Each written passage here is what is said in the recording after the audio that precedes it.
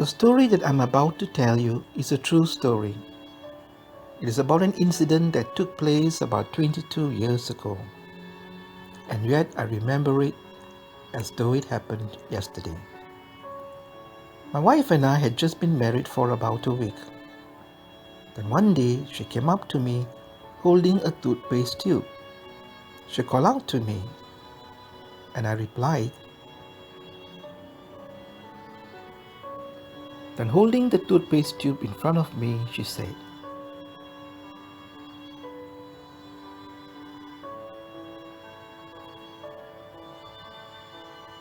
I nodded my head and replied, "Okay, darling."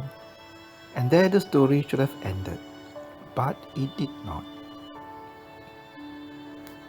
Throughout the rest of the day, the incident kept playing on my mind. It kept pestering me, irritating me, and even making me angry. I tried to let it go, but I just couldn't do it. Then I started to grumble about my wife. Who does she think she is? Why does she have to tell me how to press the toothpaste tube? I've been doing this for over 30 years, and no one, not even my mother, has complained. Why did she have to make such a fuss about toothpaste? And on I went.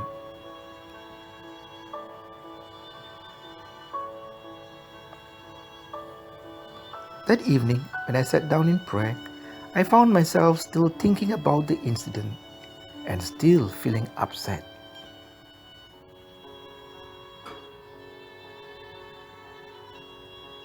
And so instead of praying, I began to complain to the Lord about my wife.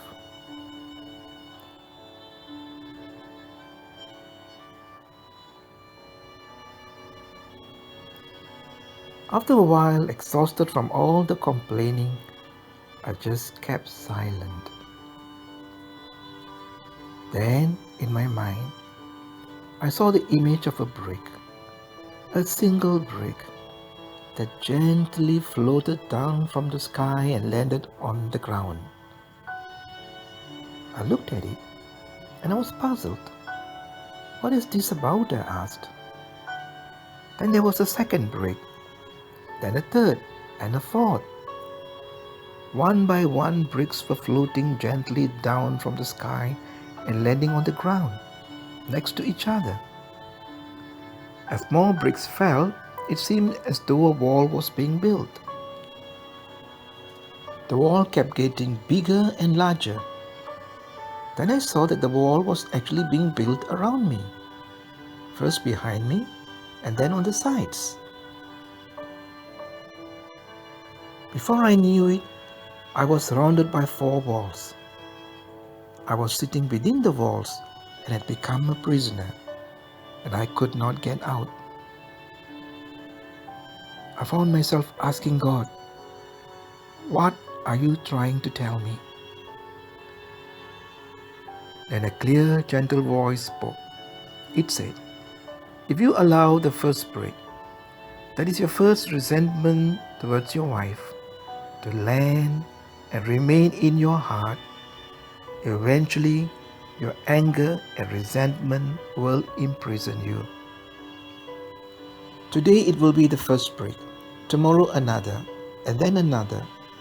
In time, your anger towards your wife will grow little by little, brick by brick, and then there will be a wall between the two of you.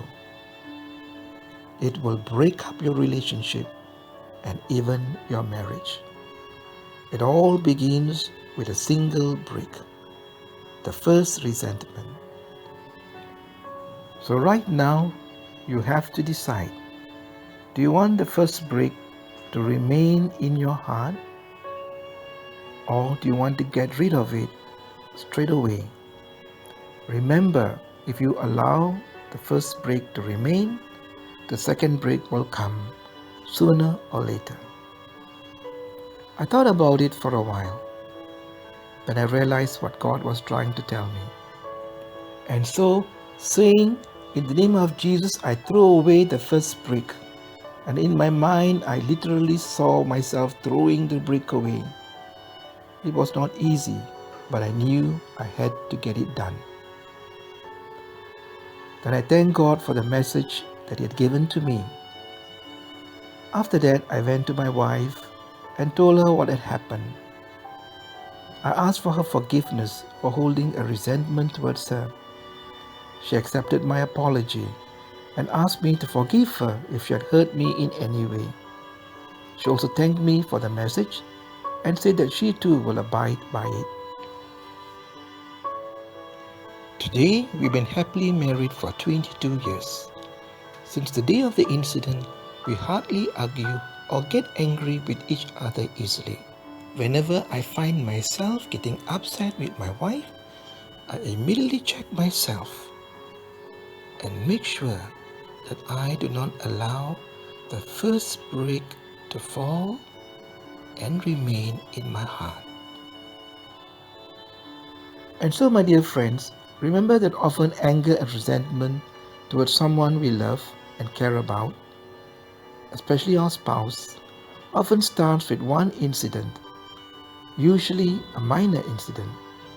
But because we allow it to remain in us, it starts to grow and become bigger and larger until one day it imprisons you and divides you from your loved one.